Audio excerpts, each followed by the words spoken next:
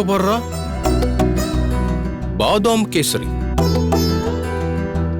அண்ணி, என்ன அண்ணி ஸ்பெஷலா ஸ்வீட் எல்லாம் ரெடி பண்ணிருக்கீங்க? இன்னைக்கு அப்படி என்ன விசேஷம்? அத்தை தான் பண்ண சொன்னாங்க. உனக்கு தான் பாதாம் கேசரினா ரொம்ப பிடிக்குமே.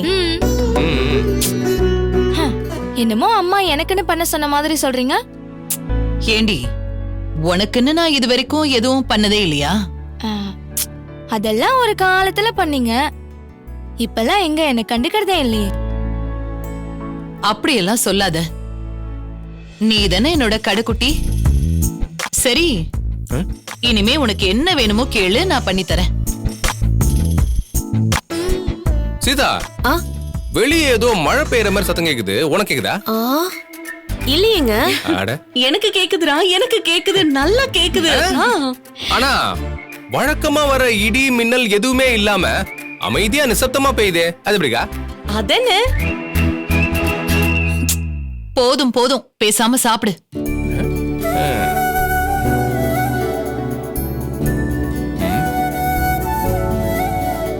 ஆனா ஒண்ணும் புரியலையே, இன்னைக்கு காரமாவே இல்லையே.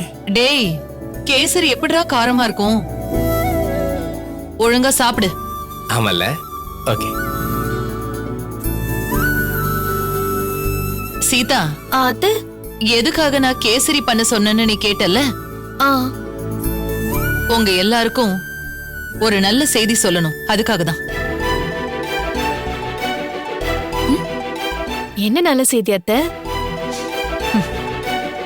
இந்த வீட்டுக்கு சீக்கிரமே ஒரு வாரிசு வரப்போகுது. அதுக்கான நேரம் வந்துருச்சு.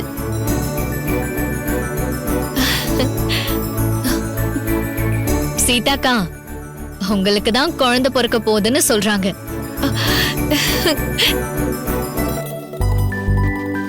ஏன் ஆதி அண்ணாக்கு குழந்தை பிறக்கலாம்ல? ஏற்கனவே நான் மதியம் அன்னைக்கு குழந்தை பிறக்கிற மாதிரி கனவு கண்டேன்னு சொன்னதுக்கு அம்மா என் மேல கோச்சுக்கிட்டாங்க. இப்ப அவங்களே வீட்டுக்கு வாரிசு வரப்போகுதுன்னு சொல்றாங்க. அப்படின்னா என் கனவு பழிக்க போகுதுன்னு தானே அர்த்தம்.